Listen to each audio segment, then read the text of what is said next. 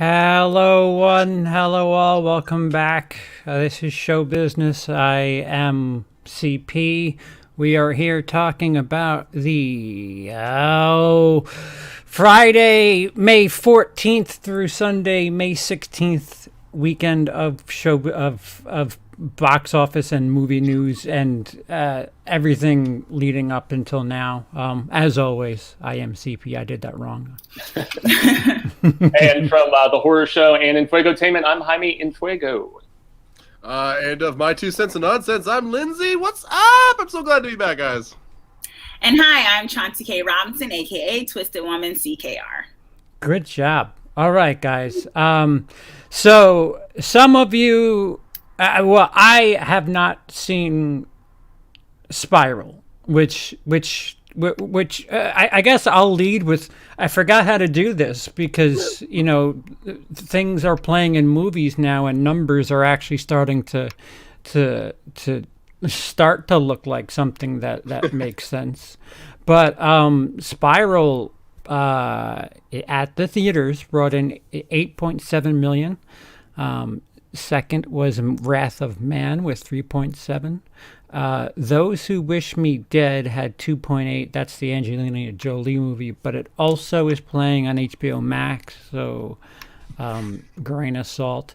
Yep. Number 4 is Demon Slayer Mugen Train, 1.8 million. And number 5 is Raya and the Last Dragon at 1.7. So, how many of y'all have seen Spiral? Okay. I've got a great story, too. I can't wait to tell. Well, Okay. Lead off then, man. the floor is yours, sir. So I bought my ticket on Fandango for the 1:45 showing yesterday. Mm-hmm. I arrive at 1:58. I figure I'll miss a couple of minutes, whatever, trailers, previews. It'll be fine. No. The movie started at 1:20, so I arrive like at the end of the second trap kill, just thinking so the movie opened with sure, let's go movie, let's do this, and then an hour later it ends, and I'm just like, what? You rented a movie.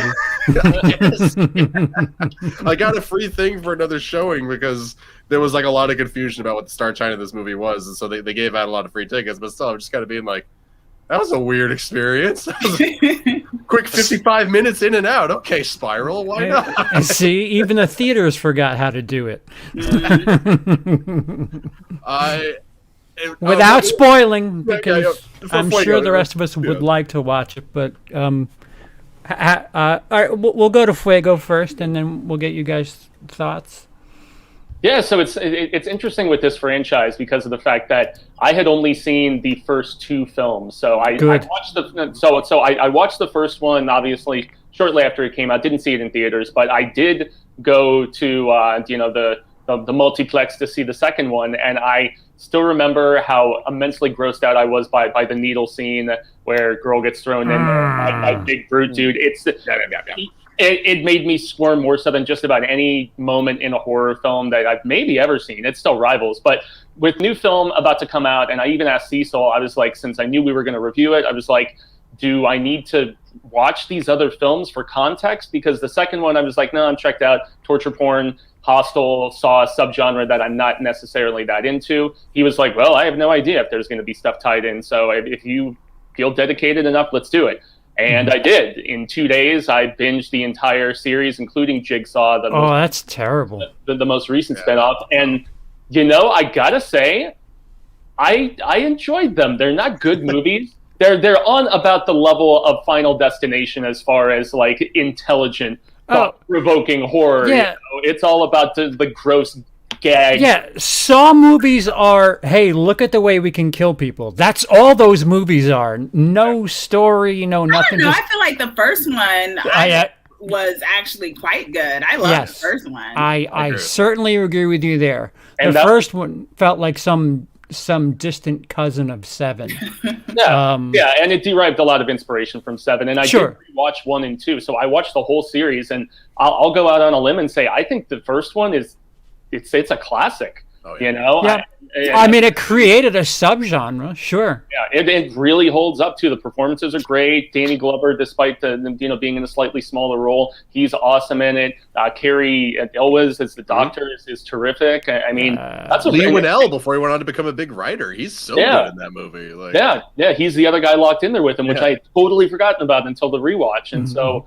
Yeah, that's a damn good movie, man. And so, yes, it gets grosser and more gruesome as the series goes on, but I did at least appreciate the fact that, kind of similar to Nightmare on Elm Street, each entry basically started right where the last one had left off. And aside from the nasty setups of the traps, I liked the flashback aspect and the growing mythology that they built, even if it wasn't particularly highbrow. They did some things in the sixth film, especially, where they go after big big insurance companies and denying people coverage. So whereas Spiral definitely goes after some social issues, it's not the first time this franchise has really tried to tackle some of those topics.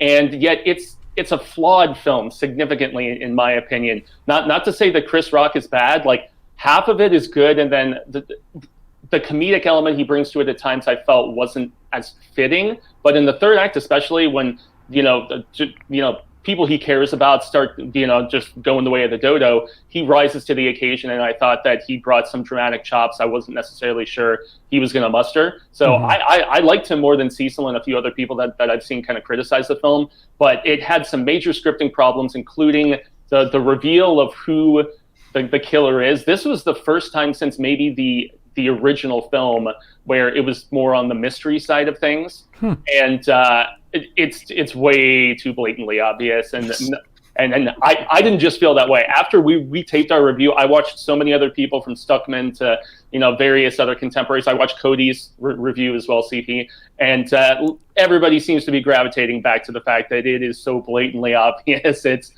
It just really detracts from the film, despite the fact that it does have quite a few strengths, in my opinion. So yeah, I know, again, spoilers here, but there was just something about just like the sequence of events that led up to a moment that I was just like, oh, that's odd. I wonder what that's about. And then as the movie went on, I kind of just been like, I can't get over that. Why I'm still thinking about this thing. So this is either like a red herring or, oh, nope. It was okay. Yeah, well, there you go. It was really, it was startlingly easy to figure out. Like, maybe like the point isn't to figure it out so much as like kind of understand why. Like, like maybe the point isn't like, oh, it's been this guy the whole time. It's just like trying to understand his mindset and like his reasoning for doing these things. But even those really aren't that deep. They're interesting, and I think the direction that this killer is going in could be a really interesting direction for the franchise to go in. That's Gesundheit. Gesundheit. In the form of it's not just the Saw has always been about people that get put in these games that are wasting their life, drug dealers, or someone who's obsessing over the death of their kid, or things like that. People who are kind of like letting their life go, and then the point of the games is to get them to like their lives again. And this is going off in a completely different direction, and it's more about people that have done things wrong, kind of getting their comeuppance. If that's too much of a spoiler, sorry. But it pretty early on, I think it really establishes that, and I think that's interesting. It needed a better script. It needed a less silly reveal for a couple of things. There was a couple of times where I was laughing at the movie and not with the movie, which is always a weird thing. And I don't want to say they wasted Samuel L. Jackson, because he's never bad, but like, how do you I feel like there was more Danny Glover in the original Saw than there was Jackson in this. Maybe I'm remembering the original Saw wrong. And again, I missed like 20 minutes of the movie too, so who knows? So You're 27 minutes. You didn't see enough of somebody. Are you sure? That could be it. Take everything I'm saying with that grain of salt. That there was that mix-up about the start time. I haven't really watched any of the Saw movies since the third one. I started watching the fourth one time, and the first trap just made me laugh, so I turned it off, and then I didn't watch them again until the most recent one, where they had laser beams in it, and I'm like, oh, okay, movie, you can have laser beams. Is that 3D or Jigsaw? I think it was Jigsaw. It was Jigsaw, the one. I thought Jigsaw was okay. 3D was not, in my opinion. I don't even know how many. Are there 8, 9? Like, this would now be 9. Okay. I'm only seeing 2 of them. Good for you. Yeah. Stay there. The first one, and I saw the first one on bootleg, but I really enjoyed it. Sorry.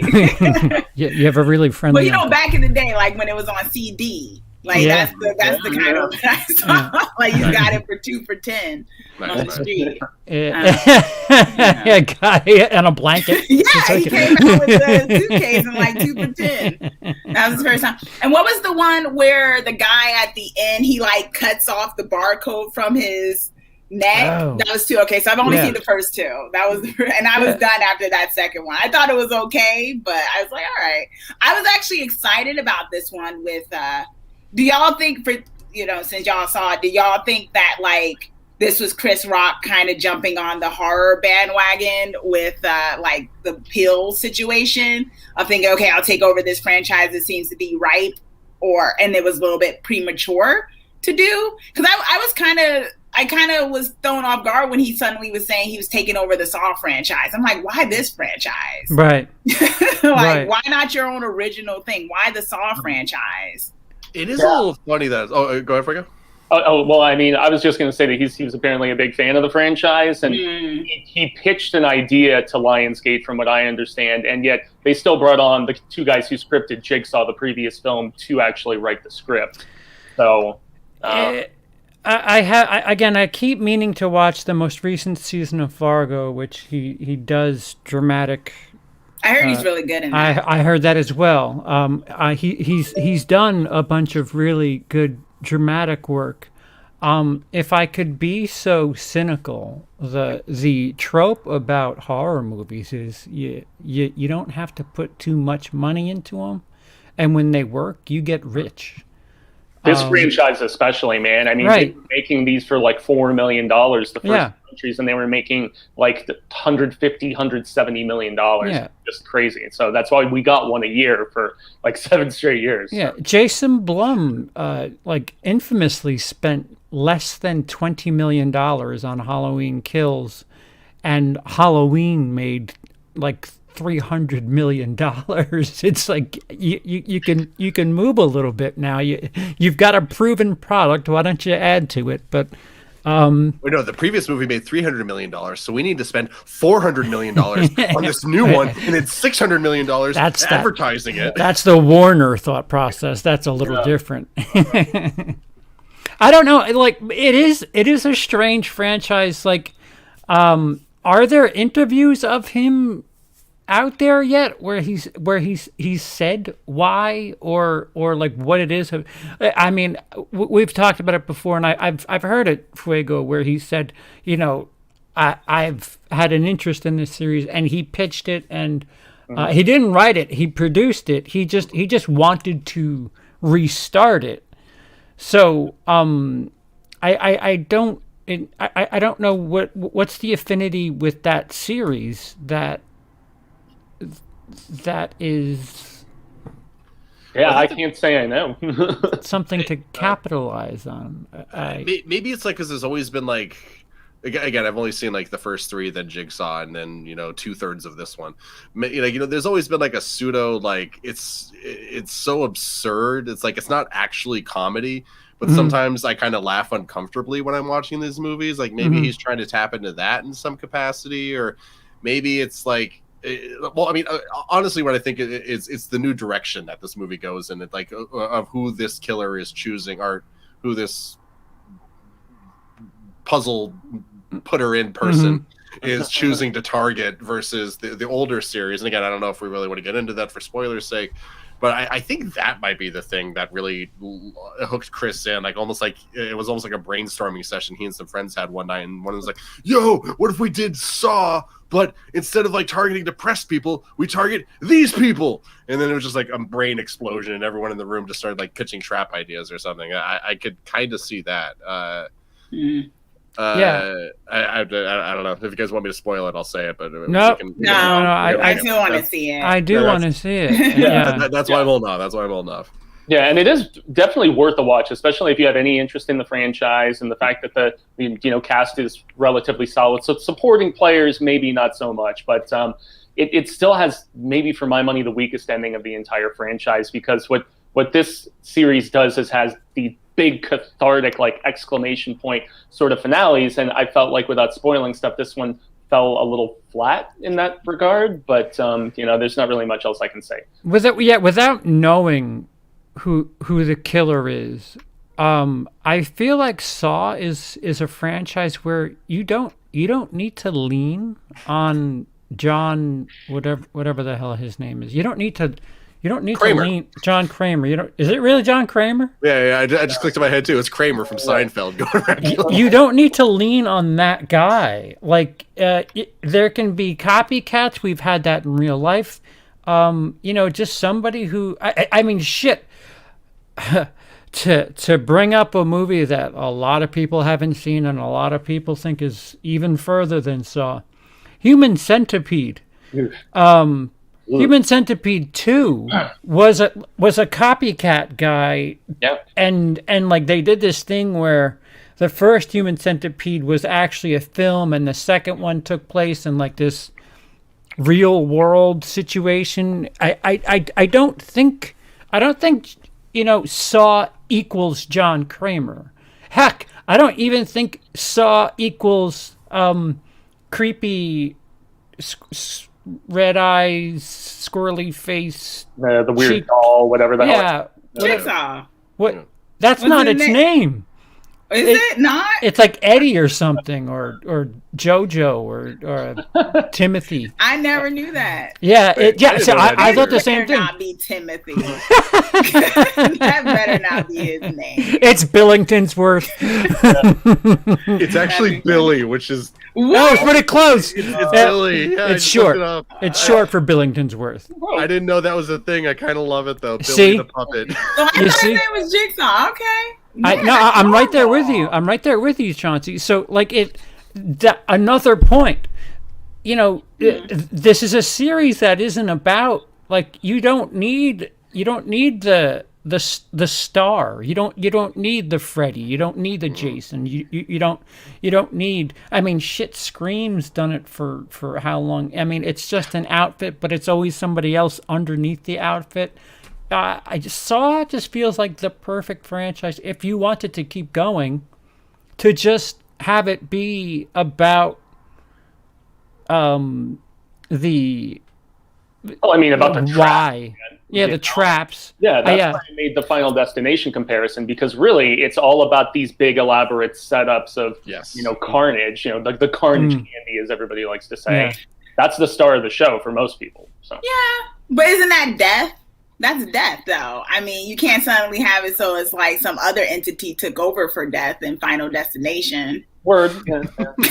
Like, like Beelzebub came in or some shit. But this time, it's life. We must stop the unnecessary life from happening. But I get that about Saw, that it's, I guess, why I've always called him Jigsaw. I guess Bill. I guess you don't need Bill to have Saw. Man, that's crazy. Well, I mean, you could, but it's not imperative. I don't think. I don't think. And like the pig's head thing, that was a thing for a while too, where like somebody. Promos. Oh, right. You've only seen 1 and 2. So there was a while where like they had a pig's head with like a white, a black cape with a red trim, and like that was like for jump scare effect, and it was like, who the fuck cares? What is this? This guy's chained to a thing that's going to chop his head off. I don't care about some guy dressed up like a pig. Can you focus on what the real scare is about here, please? What's funny is I think the pig thing, they bring it back for Spiral, and actually it works really well here. Really? On several levels. It's not. I don't know if they necessarily need to have it in all of the movies, but in this one, it kind of worked in a weird way. Okay. You'll have to see it to believe it, but it worked a little bit better here. Yeah, it actually works. The comparison and the connection makes the most sense than in any other entry in the franchise, at least with that. So 100% agreed. Yeah, it's also really funny. Like you could kind of like I did watch a chunk of Saw 2 like last week or something like that because I just randomly caught it on TV. Like you could like tell that they never anticipated for Jigsaw, like the character John Kramer, to become what he became for this franchise. But that actor was just so damn good in Tobin Bell. Thank you so much. It's just like they just realized like, wait, we can't get rid of this guy who has quite a resume for the record. He's in a ton of shit as like that guy. Like I forgot what I saw where he was like, you know, the third guy who has a 2-line part in a movie. I'm like, holy shit, that's Jigsaw. That's cool. He's got quite a decorated career, but yeah. Hey, it was in Boogeyman 3. That's not what I was referring, but sure. That's the guy that's playing the mastermind behind all of this, right? Yeah. Wait a minute. I thought in the first movie that was the guy, my dude. Maybe I got him He's on the mixed ground. up. Maybe it was a very blurry. Because I always thought the actor who was like in a coma the whole time, because it was the dude who was suffering from cancer, right? That he was the same actor. Yeah. I thought they switched him out in the second one. I thought in the first one is the other guy who played in Tobey Maguire's Spider-Man, who played his boss. J.K. Simmons. I must have just bad memory. I guess I don't know. I must have always imposed him to be the guy. Yeah, no, they rode Tobin Bell for a while. Like even after he was dead, they were like, "Oh, well, here's a flashback because I remember seeing that. So it's just okay. But, now, to be fair, I wish J.K. Simmons was in everything too. Yeah, so, like, I don't know. Yeah. I think I just misremembered that. I guess I want Whiplash J.K. Simmons to be the new Saw. That's it. You beat me. Did I beat you? I beat you again. I'm sorry, Fuego. That's still my favorite performance of J.K. Simpatico. I friggin' love Whiplash, dude. not just because I'm a drummer, but.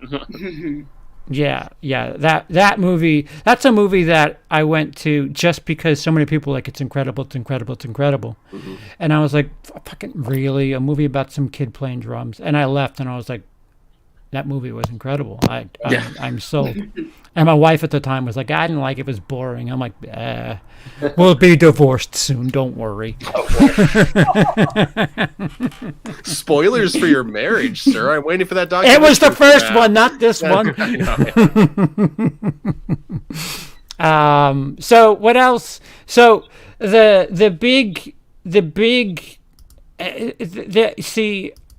outlets where I read, they said that Those Who Wish Me Dead was a bit of a fail, which is the Angelina Jolie movie where I think she plays a firefighter. She does. It's all right. I watched it this past weekend as well. I'm a big fan of the writer because it's the same guy who did Sicario and its sequel. He also wrote and directed Wind River that I wish more people had seen because I thought that Elizabeth Olsen and Renner were awesome in that movie. Great, like kind of cop mystery sort of flick. It's not bad, but it didn't wow me. Nicholas Hoult is great as the villain. You've also got John Bernthal, obviously Jolie, and the kid who she's protecting in this is actually they have some great chemistry. But the story just wasn't that captivating, unfortunately. Great looking movie, solidly acted, but the story just didn't bring anything new or exciting to the table. So it's funny, she can't allow me to be sexist, I guess, but it feels like actresses' windows are shorter than actors. By that I mean like dominance, and I mean shit, Tom Cruise can still. You mean in terms of box office viability? Right. Bankable.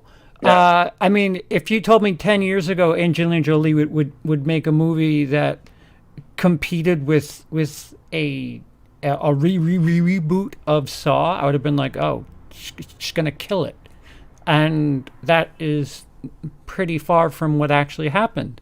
Didn't this come out on HBO Max too, though? It did, and that is a fair argument. Maybe a lot of people might have just went to go see Spiral in the theaters and saw her on the thing. Also, that's fair. That's exactly what I did. So yeah, I think with her, well, I think we're being honest when it comes to Angelina Jolie's career, who I love. I actually really do love her, but I love her brand. I love who she is. And I think sometimes when we get removed from like years from it, we forget that she actually didn't have a huge amount of like blockbuster things. Sometimes there were certain movies she came out with that kind of came and went, but she's Angelina Jolie, so no one, you know what I mean? At the time, like you said, she was like this big name. So even if I remember this movie, she was like blonde or something, and she was buying a picture. It was such a forgettable movie. Are you talking about Salt?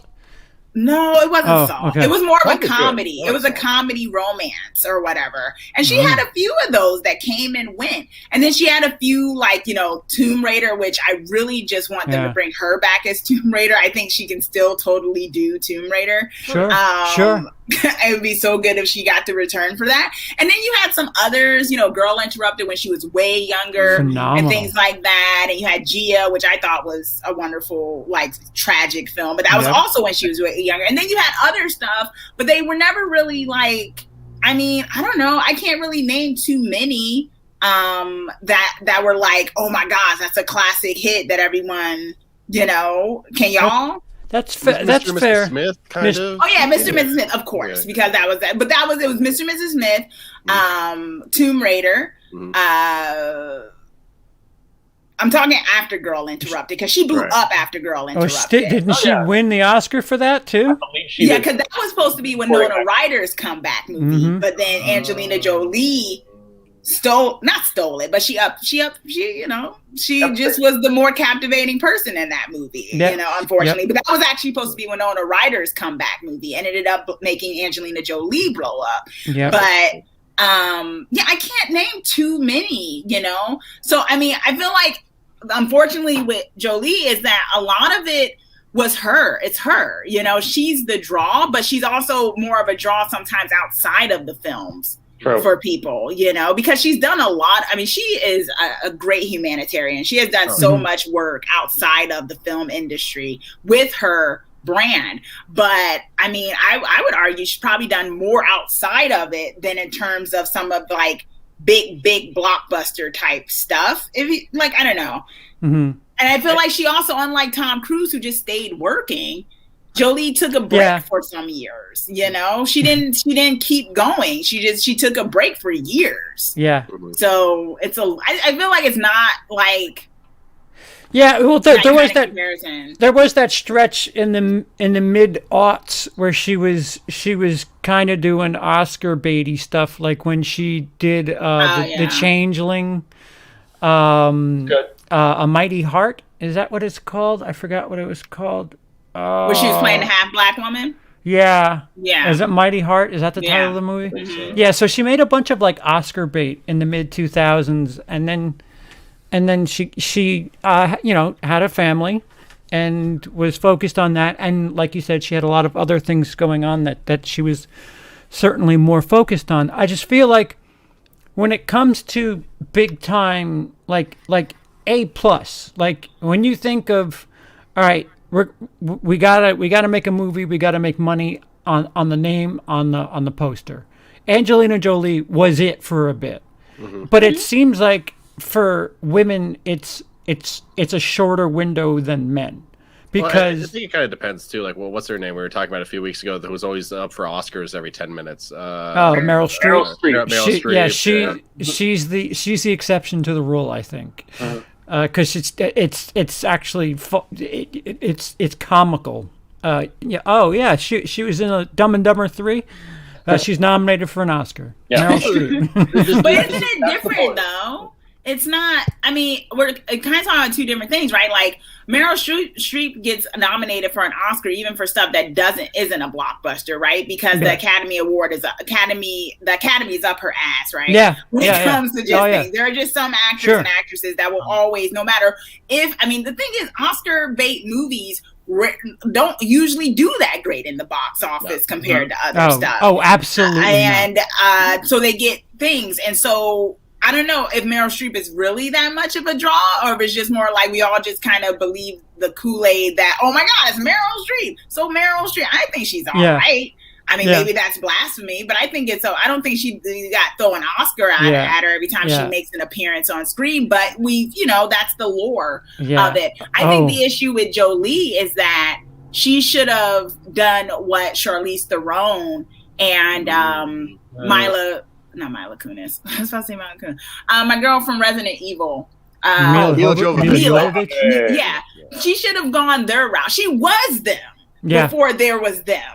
Where she should have done the blockbuster. I mean, even though Charlize Theron did do Monster, and that's a wonderful film, and she does a few, but Charlize kind of knows she likes to do the action. She likes to do some of the mainstream stuff. And I feel like for whatever reason, at some point, like you said, Jolie started doing Oscar bait more. Yeah. And I feel like maybe that was from her humanitarian thing. Like she wanted to do movies that had more meaning to them.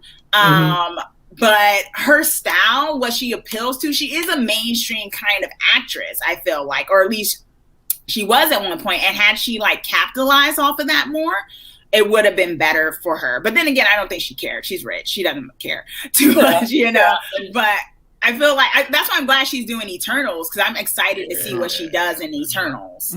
She is the perfect actress to play a godlike figure, larger than life. She just looks like she's not human and above us all. Let's be real. I guess my point was, in spite of what they do outside of acting, it just seems like there's this 5 to 7 year window where actresses are on top of the world, like Demi Moore in the 90s, in the early 90s. Yeah, she was the highest paid actress at that time. Hunger Games chick. I was going to get to Jennifer Lawrence. I'm sorry. Demi Moore for a bit, then it was Sandra Bullock for a bit. It didn't matter what she made. Her name's going to be the comedy, although it was mostly comedy. Steve. And then you had Julia Roberts as this this bridge between the two of them. Angelina Jolie would be somebody I would say about the early 2000s, and Jennifer Lawrence was that name for a while, and we haven't heard much from her recently. Well, she has 2 Oscars and tens of millions of dollars. She won them within 3 years of each other? 3 or 4 years. Yeah, very close. She was starring in the silly Hunger Games while getting several Oscar nominations and awards. It was a pretty crazy ride for her. Yeah, it's just strange to me because if Brad Pitt makes a movie right now, he's top billing. If DiCaprio makes a movie right now, he's top billing. There are a few Jolie roles I think we should shout out just because we haven't mentioned them, and I feel like they're, even if they're not necessarily great movies, they're at least somewhat iconic, like Wanted. Wanted. Sure. Which should have been Halle Berry playing, because in that comic book, it was literally made after Halle Berry. But was it? Okay. Yeah. No, the guy who made the Wanted comic originally, the character she plays was designed after Halle Berry. Halle Berry and Angelina Jolie. Should have okay. That's a shift, I guess. Maleficent too, even though those movies Maleficent. Yeah. Oh right, there's another one of those coming out. Yeah. And that was her jam for a bit, yeah. Yeah, and that's where she's still presumably making mainstream money, is doing something like that, or doing a voice in the 3 Kung Fu Panda movies or whatever. So she's still doing that stuff, But yeah, I think that to Chauncey's point, she's known far more so at this point for her series of relationships and, on a more positive note, her philanthropy. So, sure. Yeah. Sure. Go ahead. No. I was going to say it's cool. I'm cool with her just being a philanthropist. That's same. Famous and popular. I was gonna say with actresses though. I mean, it's also paying attention to what goes on behind the scenes, right? For some of them, because there are some actors, they come on the scenes, and then later on, years later, we hear why they stopped coming out, because they rebuffed somebody or they spoke. I mean, my girl Megan Fox was supposed to be everywhere, and I think she had it, and she had to basically drop off the face of the planet because of all the bullying and stuff she got from Michael Bay and everyone that wanted to deem her difficult because she was a woman who constantly was speaking up against things, and she was with a guy who was semi allegedly abusive with Green, very controlling and stuff like that. Isn't she still with him? No, they divorced. She's been with Machine Gun Kelly or something. But like, she's getting her groove back. Stella's getting her groove back. That's what's happening there. But like, there's a lot of things that go on behind scenes. I mean, with Jennifer Lawrence, who I'm not the biggest fan of, at times, because I think she said she was very cool with Weinstein for a while, and that's why she was real new on that point when all that came out, because you have to think, I mean, not to like, but you wonder how she got put on, because the it girl or the it guy, they get thrown everywhere. A lot of that's PR sometimes, though. A lot of that is someone's vouching for them and being like, put them in this movie, put them in this thing, and for a bit we saw Jennifer Lawrence everywhere, and she's I liked her in Silver Linings. Silver Linings Playbook. That was I enjoyed that, but I mean, come on, like she wasn't like, oh my gosh, Jennifer Lawrence, but she was in with the right people. Same thing with Scarlett Johansson. She got in good early on with some people, Woody Allen and others, and that threw her everywhere. And so, I don't know. I feel like, Nicole Kidman to me is one of the ones who has stayed consistent and stays doing so many different kind of things, and I don't think she gets enough credit for it sometimes. I don't think Nicole Kidman was ever an actress where you could have said, all right, we're carrying this movie on Nicole. Nicole Kidman is going to be the person. Just financially. Just I'm not saying, quality of actor. If all right, Chauncey, you're dumping $50 million into a movie. Mm-hmm. You'd like to make money back. Nicole Kidman is going to be your first choice to make money off of? Well, out of who? Oh, actresses. I think Nicole Kidman's a really great actress. I don't disagree. Moulin Rouge was huge, and she was top. She was her and Ewan McGregor carried that film. So I think she has that one where she changed her nose. She's known as mainstream. The Hours. Yeah, she's known as the others. She's known as mainstream and the Oscar bait stuff. So I don't know. I put her as the same kind of prestige as Meryl Streep tends to get. So yeah. I on a business sense, I wouldn't be having her play Laura Croft or anything like that. That's essentially what I meant. She's not an action. Just I'm shooting stuff kind of actress. That's not the way she is. And Kate Winslet would be another comparison to that too. Yeah, great actress. I wouldn't have her carry some action movie. No, not at all. Yeah. It's That's Charlize Theron right now. She's an action star. Charlize Theron is an action star, and she doesn't get enough credit for that these days. But she is an action star. If they reboot Tomb Raider and they bring back Angelina Jolie, I want Charlize Theron to be the bad guy in that, and I want to see Charlize. Oh my gosh! So, that'd be I just watch all the Charlize Theron action movies. She's amazing. That poor girl from the Mummy remake, the 2017 Mummy movie. Oh, yeah, Sophia. She's done all right. She was the one with the blade legs in Kingsman. She's had a couple of roles. She was in Star Trek 3. Yeah, she's good. She's great in that. Yeah, I just feel like she just needs the right. I think she was in. She was in Atomic Blonde with Charlize Theron. Yes, the love interest. I think she was in that movie, right? The one that's she's probably going to blow up because I've liked her for years now. I forgot her name and I follow her. She just got cast in, who's the Conan woman spinoff? She's redhead, Red Sonja. Red Sonja, yeah. And she just got cast as her, and she was on for years on the Sci-Fi Channel in a very cool TV series. And then she was in Ant-Man and Wasp or whatever. And I think they're trying to make Evangeline Lilly? Yes.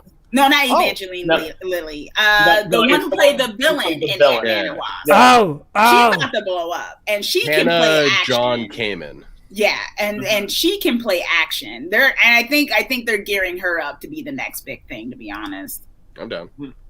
Yeah. Well, to what you were talking about earlier, Chauncey, there seems to be some bizarre paying dues thing that helps certain actors out. Some would even say people get lucky with who they're related to. There's a lot of breaks There's so much. Well, I mean, look at Angelina Jolie, John Voight's daughter. You know? Yeah, there's a lot of nepotism. That's right. Yeah, you know, Hollywood's very, very funky when it comes to, if you really dig deep into, you know, who's the best for this job, and then you find out some things like, wait a minute, they did what favor for who, and who are they related to, and I saw someone do a tweet one time when they're like, when you see these actors and stuff act like they started from the bottom, now they're here, and then you go on their Wikipedia page and see their parents in blue, and which you know what that means when your parents or your grandparents or whatever is hyperlinked blue. Anyone except Woody Harrelson, because his dad was like a famous hitman, and that's why his was highlighted blue. But he's allowed that. But all the others, their stuff is highlighted blue. I'm like, oh, okay, now I see how you just came up out of nowhere. You know, it's like you were related to somebody. I mean, Nicolas Cage changed his last name, right? And he literally, because of who he's related to. And the list goes on and on. Whether it's really does. I mean, Duncan Jones is David Bowie's child. I mean, there's so many you could spell out. Jamie Lee Curtis, Janet Leigh was her mother. You know, so she had the direct path to making slashers. You know. Mm-hmm. And are they always the best choice? I think is just the question I'm asking. But that's the part of art, right? I mean, that's the problem with art being subjective sometimes when you go into a profession where people can tell you, you know, even with the union, they could be like, yeah, they were okay, but my cousin just really gets this, and I'm going to give it. And no one can say, no, that's not correct, your cousin, because there's no rules in place to say, well, they didn't go through this apprenticeship, they didn't go to this school, and you have because, you know, in not regular job, but other jobs that aren't allowed to be subjective when wages are concerned, you have to go through certain ways about it, and that's even other jobs in this industry. You know what I mean? Like if you're a camera, all that stuff, you have to go through things. They can't just hire willy-nilly. They got to go through the union. They got to go. You don't get to do that with acting, and that's the reason why it's, you know, such a crapshoot sometimes. The fucked up thing is you mentioned crew, but there's this one little part of the crew that always kind of loopholes that, and that's PAs, production assistants. Oh yeah, that too. You know, so-and-so executive producer, I'm going to put my son, he's going to technically be a PA, and in 2 films the guy's a producer, and you're like, what the fuck? The guy brought me coffee. He worked his way up. Yeah, what?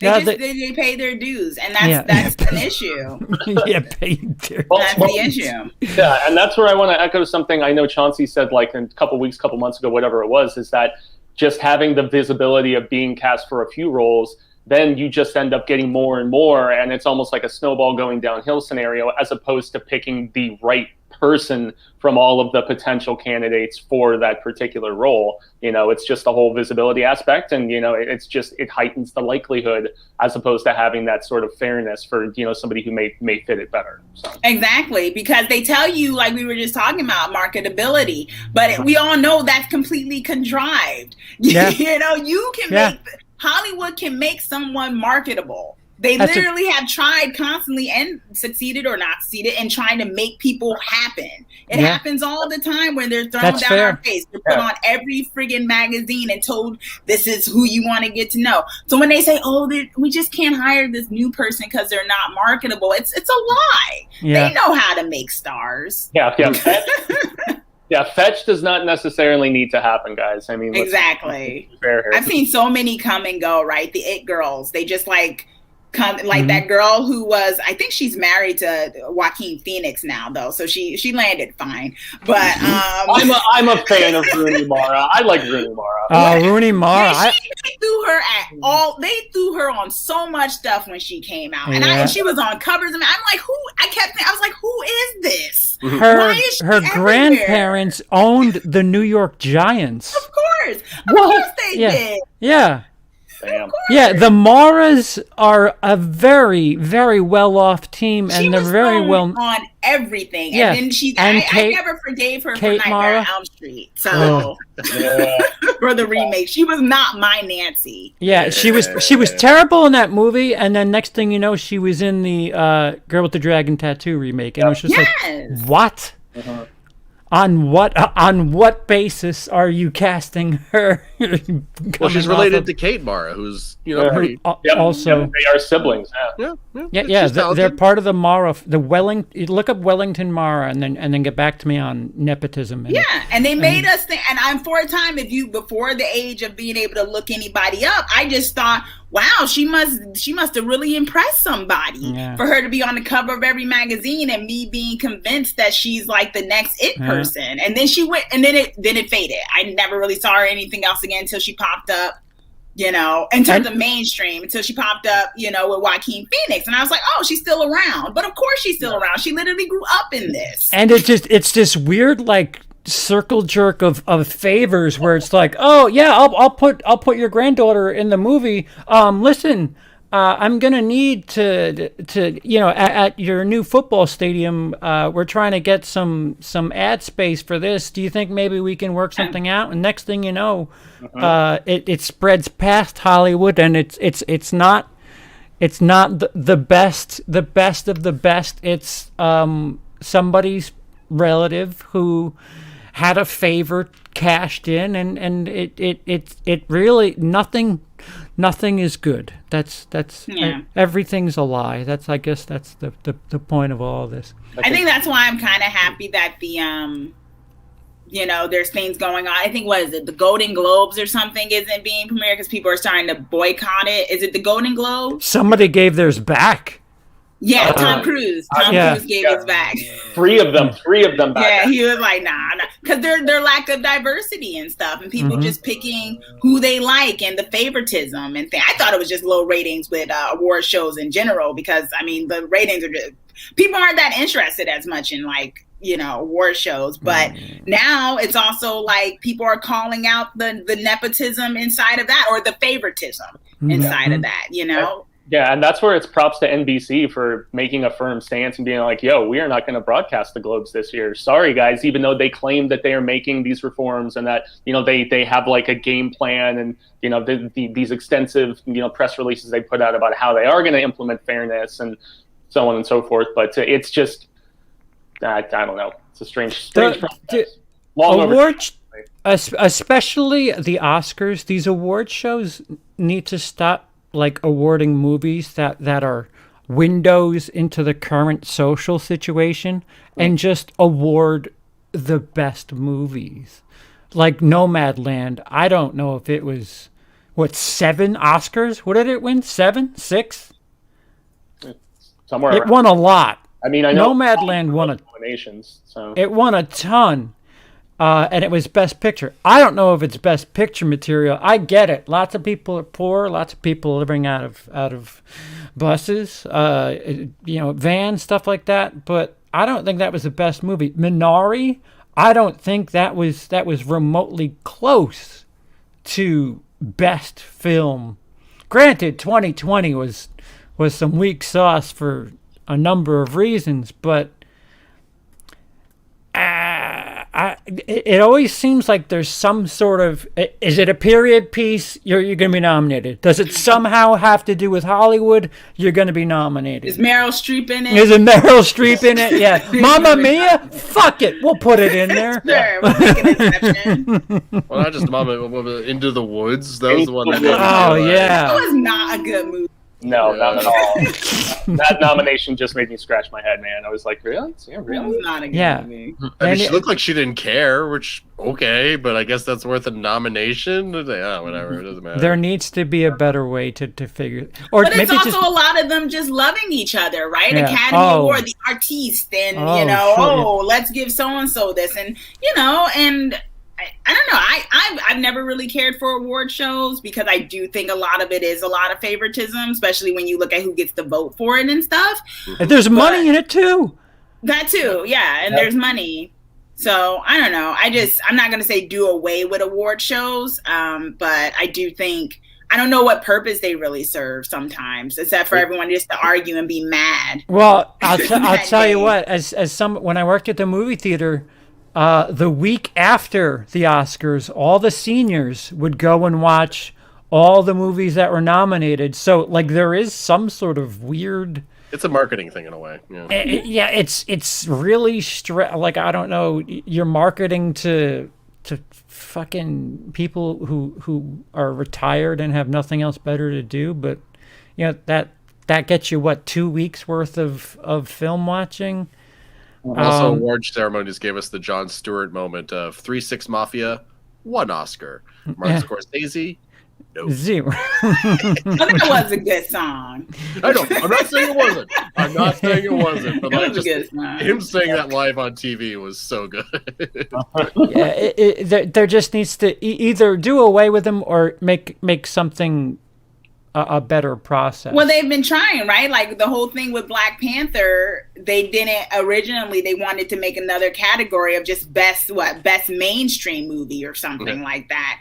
And then people had a problem with that because they were like, well, why do you have to separate it out? But we know why they had to separate it out, because the movies they give best movie and stuff to isn't usually the ones that are the blockbuster hits. So it's kind of a double-edged sword, because one, they try to claim that the Academy Award movies, when they win, it's a way to get more independent movies that might not normally do well at the box office a chance to get some attention. But I don't think that actually is how it ends up playing out, because we end up seeing that whoever wins is usually connected to something larger at times. I mean, like Minori, that was produced by Brad Pitt. That was his movie. Yes, that was his movie. Oh, wow. Okay. So it was like, okay, an up and coming producer? No, like not really.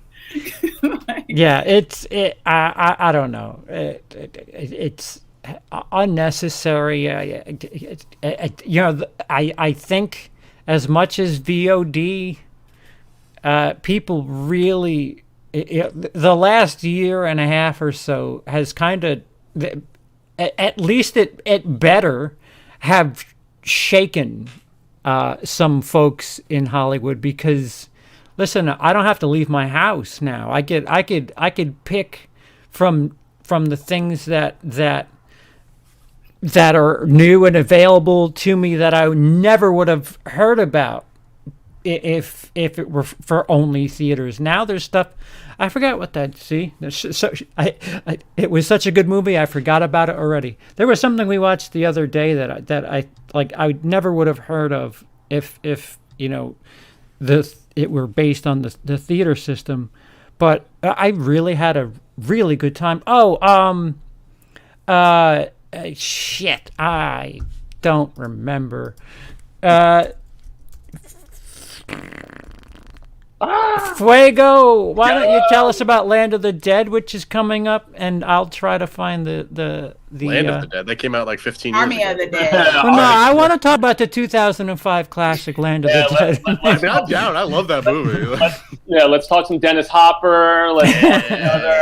Another intelligent zombie. That's kind of good stuff. Oh, you're right. Yeah. No, Army of the Dead. So it's kind of a similar rollout that Netflix did with Roma, in the fact that they're giving it this limited theatrical window, and then it's also going to be on their streaming service as of this Friday. So 1 week only, limited engagement. And as far as the scale and the scope of that film, I'm very glad that I saw it on a big screen, especially with some of those World War Z type big shots. But yet also, I mean, it's a more intimate film at times than I was expecting. I mean, it is a little long in the tooth with the runtime. It's over 2 hours. It's like 2 hours, 12 minutes, something. But that actually gave them some time to develop characters a little bit, which was one thing with Zack Snyder's Dawn of the Dead remake that I appreciated. Was I felt like the characters were relatively well fleshed out and had arcs, and I love that remake, man. I'm one of the few that actually probably likes it better than the Romero version, and a lot of horror fans find that to be utter blasphemy. But Dave Bautista, this guy is going places as far as he has more range in this film than I thought he was going to bring, and he's the top billed person in it. But the supporting cast is good too. But Bautista, he's got some tender moments with this girl who plays his daughter, and the introduction to this movie, the first 10-15 minutes maybe, Lindsey, with all the slow-mo stuff that they do, I was thoroughly entertained by this film, and I mean I'm a sucker for Snyder and often find merit even in something like Sucker Punch to a degree, but this is one of his stronger films, at least for me. So. Yeah. I honestly think it's one of the stronger things he's made in some time, and I say that as someone who liked the Snyder Cut a lot more than I thought I would. There's a lot in Army of the Dead to really appreciate, like from the fact that it only cost $90 million. That melted my brain when I saw that. Like that's a lot of money to you, me, and everyone watching this. That's an absurd amount of money. But when you look at like the things that they did with that, were the actors paid like 10 cents a day or something? Whatever. I'm getting hyperbolic when I say things like that, but the money is definitively on screen for this, and there are some wide shots in that opening slow-mo Zack Snyder pseudo music video opening that are really just jaw-dropping, and the performances are great. I don't know if you know about this, Fuego, but someone deep into post-production got Me Too'd hard for creeping on teenage girls, and Snyder's like, I don't want this guy in my movie, so they went and Christopher Plummered him, completely removed him from the movie, and inserted this actress Tig Notaro or something like that. Yeah, it was. That's a comedian. Yeah. Is that how she got into the film? Yeah, that's how she got in there because it was another comedian. It was Chris D'Elia or something. Chris D'Elia. Oh, Chris D'Elia. He was dealing with career. Goodbye. Sad, buddy. Yeah. So they did that post-production? Yeah, they just completely removed him, shot her all on green screen, and honestly, like if I didn't know it, I doubt I would have noticed. Like since I knew it, I could see like, oh, okay, so she's sort of disconnected from things. Like she doesn't share the frame that often, or like really interact with people that often. But if I didn't know it, I never would have known it, because like when you know it, you're looking for it. But so he's getting really good at this. Like in the Snyder Cut, there was a decent amount of like, Joker wasn't shot the same day that Batman was for the Joker Batman scene. Oh, it's scheduling sometimes. Oh yeah, no, things happen, but like he's getting really good at it, and he's just he's a growing artist. You can watch him grow and get better and learn from this and learn from that. And like you said, it's a little long, but saying a Zack Snyder movie is long is like saying a Christopher Farley movie is funny. It's like, well, what do you expect? Like. There's things I would have cut, like there's entire plot lines that I would have cut, but then it wouldn't have been a Snyder movie. Then it would have been a Lindsey movie. So what are you gonna do? Lindsey, I'm gonna bring up the show business platform before we take off. But remind me about Chris D'Elia when I bring that up. Just a quick thing: the movies that I saw that would have never seen the light of a movie theater. And I must have had my memories blended. But the one I saw just a couple weeks ago was Honeydew, which has Steven Spielberg's son in it. It was all right. Yeah, it was all right. It was unique, but when you consider how much like mainstream $20 million there is out there, I thought it would have been fine in a major theater. It has a very Ari Aster vibe to it. But there's stuff like Black Bear that I saw last year that I never would have saw. Really enjoyed it. The Lodge last year I saw because of the new situation. Really enjoyed it. Second favorite film of last year was The Lodge. That movie will mess you up. Yeah, it fucks your head up, man. Yeah, dark movie. Arkansas is another movie that I not fantastic, but I really had a good time with that movie. Yeah, same. Possessor. Some people have heard of it. That's a little out there for some people. The one I was really thinking of was Vivarium, which is from a while ago. That's a trippy movie. Jesse Eisenberg, Imogen Poots. Yeah.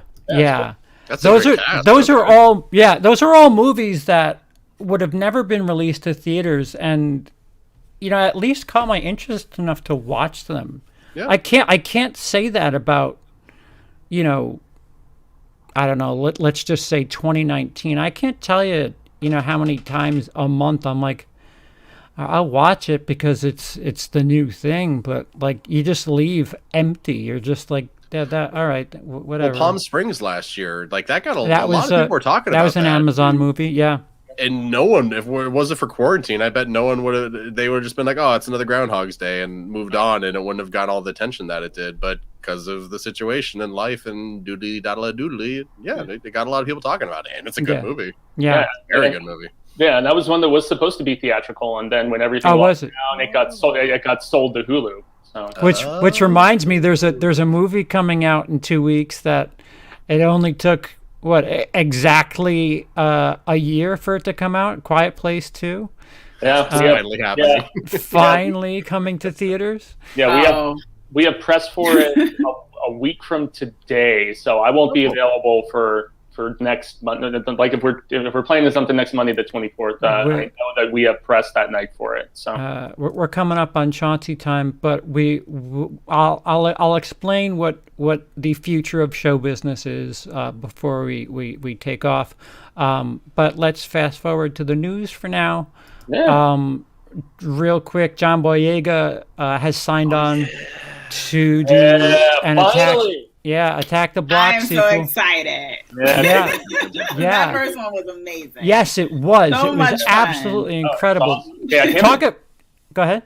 Yeah, him and Cornish have been teasing this for quite a while now, but the fact that it's finally officially happening is pretty friggin' exciting, man. And both are coming back is fantastic, and I hope they give them. I mean, listen, it looks good for whatever the fuck the budget was. Give them a little extra money and run around a bit. That's what I'm saying with Army of the Dead. You'd be amazing what you can do. And anyway, sorry. Just put the money on screen. And Knives Out too. That cast list just gets sexier and sexier.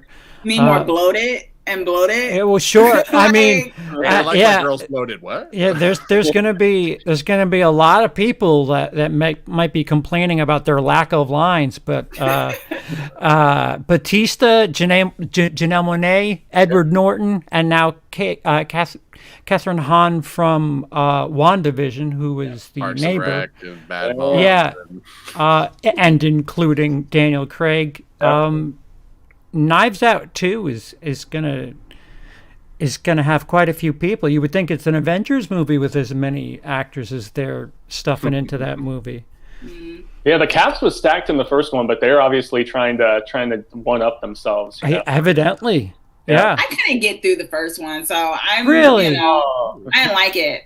I thought it was boring. I was just like, I thought it was like self-indulgent. I was just like, this is so smart and quirky. And it's just like, okay. And then I just was like, the main girl was not compelling enough to me. I did not care about her at all. Mm-hmm. And I was just like, I like the family members better. And I did have an issue that she was getting all of the money. I was just like, no, that's not correct. That's not how that should work. Yeah. So, that is I just wasn't feeling it. I can see that. That's fair. I think indulgence is. They were having a lot of fun on that movie, and I think there are times where it might have gotten away from them a little bit. I still thoroughly enjoy it. I completely. I turned it off halfway through. I was like, you know what? Ooh, halfway through. Yeah, wow. I tried, and I was just so bored. My boyfriend and I were sitting there, and we just looked at each other at a certain point. I was like, I think I'm ready to change the. I'm like, I think I'm ready. I don't want to watch this anymore. I was just out of it. I was like, I'm good. It's good that at least both of you are on the same page. Yeah. Emily and I, every now and again, she's like, I'm done. Do you want to turn this off? I'm like, fuck no, I'm balls deep in this. What are you talking about? I had a moment like that with Boyhood. I was with a girl I was dating at the time. We were watching my screener of it, and I had to watch it because I had to talk about it on the some version of Show Business the next day. But we were both just not feeling it. She just looked at me just like, Lindsay, I love you, but I'm gonna go. Yeah. You can finish watching this, but I'm not watching another second of this. Yeah. Well, we all that's what's incredible. We all have different opinions, and we crisscross at different places, and sometimes things happen. You know what? My favorite ice cream flavor is cookies pistachio. and cream. Pistachio. Do I look like a pistachio guy? And things just happen. It's okay. Ice cream's awesome, and we all have different flavors that we enjoy. I just loved seeing Captain America get to play an asshole again. That was one of my favorite. He was parts. fun in that. Oh yeah, he plays those characters too. He needs to play more bad characters. He's actually pretty good at it. Especially after being Captain America for a decade. Like, let him be sinister for a bit. Let him be slimy and weird. Like, not another movie. Anything else on the news front, Fuego, that you've got? Yeah, well, two of the biggest things, they broke just before we started filming this. Of course they did. Yeah. First being that per deadline, it has now been announced that Dune will be theatrical only. Apparently, apparently Legendary was like, nope, we finance 75% of this film, and we don't get any of those streaming rights through HBO Max. And so they played hardball, and them and Denny obviously got their way, which... there's still been so much of a fallout from the lack of announcement when all those films were going to have the dual release anyway. And so I think this will be the first of many films that go maybe theatrical exclusive, depending on how, just adamant the filmmakers are about it. But, we'll see. We'll see how far money goes, because I think that's fine. It's fine, but somebody's a little cranky about Tenet not making a shit ton of money, and I think... he had the nerve to come out in the thick of it all, though. That's his bad that he pushed for that. He should have just delayed it if that was the case. Now I think it's going to be fine because people are getting vaccinated and things like that, and more people are feeling more comfortable to go out. So why not? I think that makes sense for Dune. I know that Scarlett Johansson one is probably going to try too, even though originally they decided to put it on Disney. Oh, Scarlet. Not Scarlet Witch. Black Widow. Black Widow. I always want to call it Scarlet Widow. I hate it. I know. It's the colors. And that's the interesting dual thing that Disney is doing right now, because I'm sure you guys know that Cruella and Black Widow are getting that dual release where they'll have $30 at home. They also announced this past week that they're doing the same thing with Jungle Cruise with The Rock and Emily Blunt. That looks terrible. However, don't you besmirch my Emily Blunt. However, for Shang-Chi and also for Free Guy, I believe that's the Ryan Reynolds, both of those are going to be 45-day theatrical exclusive window, but those are both fall movies. So, that's where that Disney is obviously tinkering and testing depending upon the property, I think, and they're just kind of playing it by ear a little bit. There's a part of me that really wants to fast forward a year and a half or so from now just to see what numbers we have to look at, because sure, of course you want people to only watch it on theaters, but if you're strictly going theaters only and Joe Sixpack is not going to go to the theater but would have watched it if he had the ability to watch it in his house, you're okay turning away that $25? How many times over? It becomes, and again, this is business after all. There's a certain point where it's okay. Well, I want what I want, and I can get so much of it. Tarantino is probably the case study of I want this. I want to show my movie in this specific theater, or else, and losing to Disney and all this. In the end, money, I think, is going to dictate an awful lot. And if this dual VOD thing works, it'll be an interesting discussion to have. They're going to have to cross some roads that they really don't want to. I think they'd also have to think about contracts and stuff too, though, with that in mind. Some of this was thrown on people when they were like with certain monies, when they weren't even thinking about like streaming and stuff. So if that's the case, they're going to have to do stuff on the back end first, I think, if they're going to keep with this, which I'm not against. I think it's fine, because I think the people who do want to see stuff in theaters will go see it in theaters for sure. But I don't know. I feel like they're going to have to do more on the back end to make sure that the people the right people get compensated for if they do, straight to, VOD or dual and stuff. There's also stuff where actors once they're done acting, they get paid, and when it's somebody like who's in charge of Dune? Is it Nolan's? It's legendary. It is legendary. It is. It's all well and good if you want to sit on something, but what if the actor needs the movie to come out to get paid? Like, then you're being a dick. Yeah. Like, it's all well and good if an actor gets paid, but what if a boom operator doesn't see their money or whatever until the film's release? They don't get paid a wage once the job is done? I think it depends on, like, a lot of crew people. I don't think they get back end stuff. I think they just get paid for like what they do. I could be wrong. In front? Up front? I think it's all up front, though. Okay. It better be up front. You pay the job. I don't care if your movie comes out. You better still get the check. Yeah. That's weird if that's the case. That's very weird. There's some cases where, like, that sitting on a movie thing can get tricky, where some people... Yeah, that's great that you want the perfect environment for your movie, but I'd like to eat. So let's meet in the middle somewhere, or they fucking work something out. It's just very interesting. It's a whole new dynamic that nobody planned for, and now we're gonna, or at least they're gonna have to discuss it. Having said that, tonight's a tight one, but I just wanted to let you guys know that we're going to try to be a bit more steady with scheduling, regardless of who's here, who isn't. Everybody's link is down below. You must. I'm not asking you to. I'm telling you, you must subscribe to Chauncey, to Lindsey, to Fuego. Because there will be times when show business will not be on this channel. It may be on Chauncey's channel. It may be on Lindsey's channel. It may be on Fuego's channel. Having said that, we're branching off. Show business is this giant umbrella, and we have a bunch of different things we're going to do with show business. Some weeks, the show will be different. What you are watching now is Show Business, the classic format featuring the complete lineup, which is all of us. Movie news and discussions, typically 75 to 120 minutes. You got 90 minutes out of us tonight.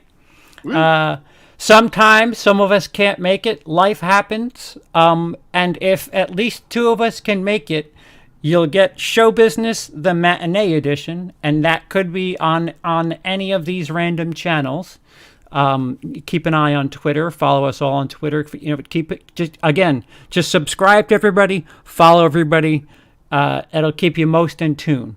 It's a tighter show. There's less people, a lot less to go over. It would be a bit more focused on news and any movie info. It will be the specialized show if not all of us are here. Well, it's essentially Show Business. We're just calling it the matinee edition because there's less people. It's cheaper, if you will. And to get to Lindsey's point, or what he brought up, and I wanted him to remind me about. There's something we used to, Chris D'Elia. There's something we used to do a while back. That it was just kind of no holds barred. We're going to bring that back. It's not going to be a regular thing, but if something big happens and we just kind of want to deviate from movies themselves and maybe talk about a particular topic, for that we will have the Show Business Midnight Show, where it's loose, it's free form, and it won't be restricted to like films or film reviews. It'll just be us talking about a particular topic, like what we started on tonight would have been a great pilot episode for Midnight Show, just talking about nepotism and all the weird stuff that goes on in Hollywood, and of course that the doors are off. We it's the Midnight Show for a reason. Not NSFW. We talk about anything, and it would be the polar opposite of a matinee show because we could go along with that. The fourth version of the show business brand is Rent and Rant, which would be specifically based on a film that we had just seen. If we had all just seen, or a matinee version of us had just, like, let's just say, for instance, this show were only Fuego and Lindsey, they could do a Rent and Rant on Spiral. Actually, no, I take that back. Rent and Rant is only based on movies that are available at home. So, something that you can rent, VOD, stuff like that, or recently released to Blu-ray. It's far less news. It's far more focused on reviewing and opinions, and it's a bit tighter. Typically, 30 minutes on the short end, 90 minutes on the long end. And lastly, we have the trailer park, where again, not all of these would happen a lot. Like the Midnight Show maybe happens 4 or 5 times a year. The same thing goes for the trailer park, a show where we highlight new trailers, and it could be pre-recorded. It may not be live. It could be like if there's this crazy week where 5 hot trailers drop, we'll gather together and experience them together and discuss what we think. And again, perhaps that may not be live, but there is the show business, the line behind the brand. So now you know. And knowing is half the battle. So. Knowing is half the battle. Yep. So hopefully in the future there won't be long gaps between episodes, whether it be show business proper or just a simple Rent and Rant episode with a handful of us, or just 2 of us, or whatever. And again, something like the Midnight Show, all bets are off. We could have more guests. We could have people coming in that specialize in something or what have you. But we want to be a bit more consistent while also spreading our options. So there's that. Yeah. Life happens, but the show must go on. and not always here, oddly enough. So that does it for us tonight.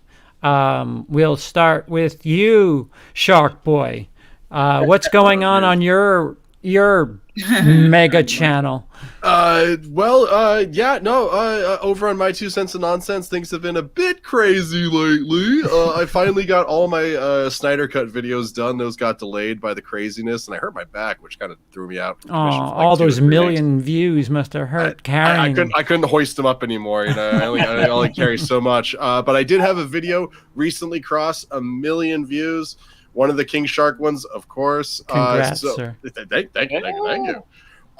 So I am currently on works with the craziest, possibly the stupidest video I've ever made to celebrate the 1 million views. It is a King Shark video. I just hope it makes someone smile who's not me, because otherwise I might end up in an insane asylum. So that's what's going on with me. Chauncey. I'm catching up with a lot of different ones from Shudder and Netflix that I wasn't able to get to in the last 2 weeks, but I am going to be doing that. I got one of George Romero's Lost films that Shudder is going to be coming out with. I think it's June or July. It has to do with a carnival or whatnot. And that's coming out. I I think in June or July. So I'll be watching that soon. I may be going to look at The Conjuring next week.